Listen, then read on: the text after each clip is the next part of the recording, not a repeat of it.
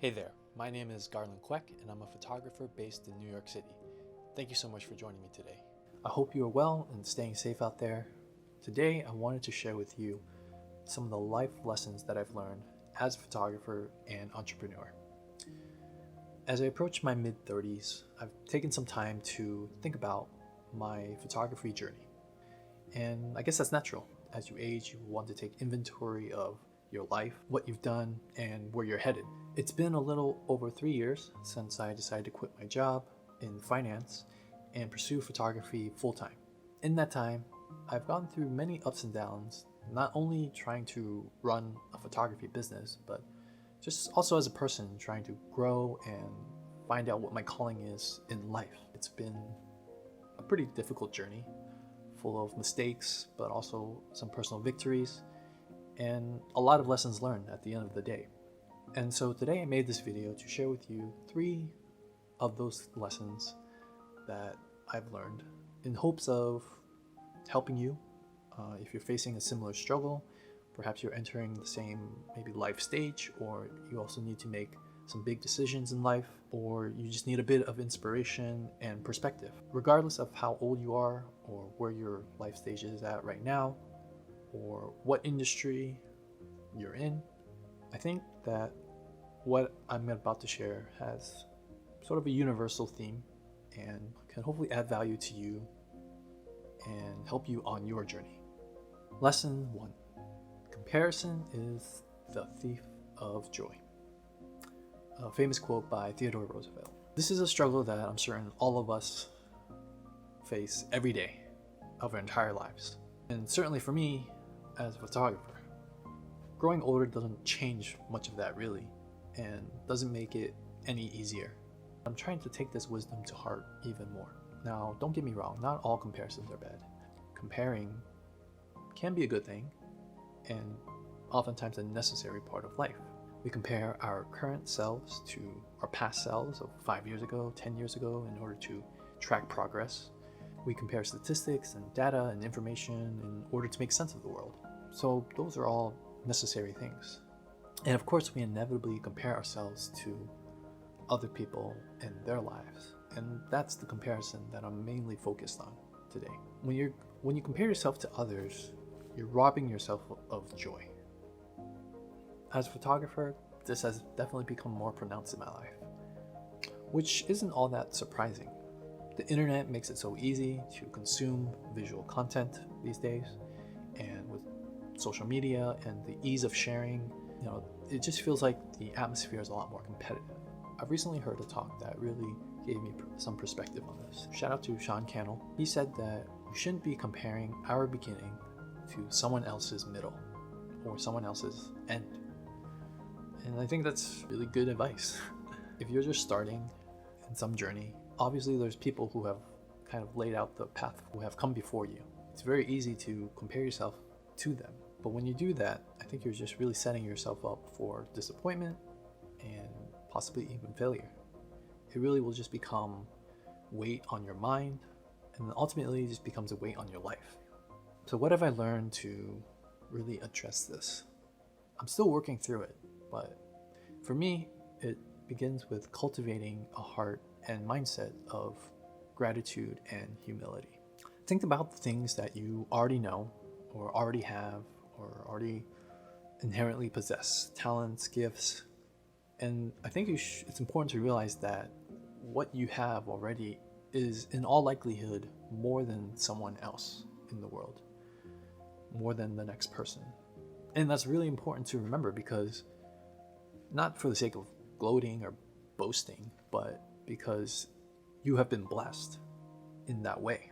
And more importantly, I think you should be thinking about what you can do with it rather than what more can you gain from someone else. And so if you have something or know something that someone else doesn't, you can add value. You can impart knowledge, you can impart change, and you can help someone else. And I think that kind of mindset will help free you from comparing yourself a lot. So it's about seeing it from like a heart of humility. Lesson 2. Taking risks is the secret sauce to living a more fulfilling life. whether that be in relationships, in your career, or in personal goals. When I was in my 20s, I would characterize myself as being very risk averse, meaning I was very reluctant to take risks. Whether it was money or time or dating or relationships or career moves, I always felt like I had to play it safe. I was so risk averse that I often found myself taking the most conservative, least actionable route, doing whatever I felt was needed to stay safe and within my comfort zone. Perhaps I would be afraid of losing money on an investment, or entering into a relationship with the wrong person and going through emotional turmoil, or making a big decision career-wise that would derail everything. I often thought of the worst case scenario and let that dictate my decision. You might wonder then, why was I like this? What were my reasons for thinking this way? One thing I can probably point to is, your upbringing and my upbringing. For me, growing up, we didn't have a lot and we weren't always financially stable, but my parents made sure we were as comfortable as we could be. But that meant that there was this kind of idea that we really had to hold on to the things we already possessed, that was within our control. We had to hold on to it. And as I grew older and continued to carry this with me, it translated into a lot of areas in life. And I often just would hold on and stay put simply out of a fear of losing it all. Perhaps you grew up in a similar way and you now face the same struggle. But the reality is, I've come to learn, is that if you don't take risks, you will always ask the question, what if? What if I had done that? What if I hadn't done that? What if I had put more time or energy or money or emotion or investment into this job, into this relationship, into this goal? What if? So it was 7 years into my career that I decided to take the biggest risk of my life at that point, to leave a stable, high-paying job to pursue something in a completely different industry that is arguably a lot less stable. But that's when I set out on my photography journey. But the alternative for me would have been staying at this office job at my desk for 10 years or so and wonder every day, what if I had done it? What if I had pursued it? I acknowledge that for some of you, that might have been perfectly fine to just wonder and think about it, but ultimately stay and continue on. And that's perfectly fine. I think there's something to be said about staying the course. But if you're like me and you wanted to redirect, if you wanted to steer your course in a different direction, then there's really only one other option. And so if you really want to know your full potential, you do have to take that risk. So what is the solution for this? Well, to be quite honest, I don't have a single solution for it. I can only offer some advice to help you navigate through the process of taking on a risk. First, acknowledge that taking a risk is a necessary part of life at some point. Perhaps maybe right now you'll decide that you don't want to take that risk for whatever it is that you want to pursue. But somewhere down the line, down the road in life, you'll come to another fork and you will have to go through the same thing again. And I would guess at some point you will have to take that risk if you want to see your life change. The second tip I have in evaluating whether you should take a risk or not is think about your life stage and assess your responsibilities. When I left my finance job, it was a very calculated move, one that I knew I would be the only one who bears all the results, good or bad. But if you have a partner or a family or some other priority in your life, then you have to evaluate taking that risk within the context of those other factors. My last tip is to know that it is okay to have a fallback plan and use it if necessary. But I like how Gary Vee puts it in one of his interviews that it's the wrong way to look at a fallback plan as a failure. Instead, we should look at it as the opportunity to go all in on our goal. and there's no need to think of it as a loss if we do use the fallback plan. And I would agree, it's not a loss if you tried. So my advice is to take a risk once in a while and see where life leads you, rather than wonder what if. Lesson 3. The fear of failure is real, but it doesn't have to dominate your life. This lesson I've saved for last because it is the one that I definitely struggle with the most. And it is, I would say, related to my previous lesson about taking risks. It is kind of perhaps like a situation where it's the other side of the same coin. This particular fear is very strong for me. And the key word I want to hone in on is perfectionist. You can imagine what a sense of failure could do to someone who has this kind of mindset. And this fear can be very paralyzing, and to the point where you feel like you can't do anything. It becomes a mental battle. Oftentimes you are left at a standstill.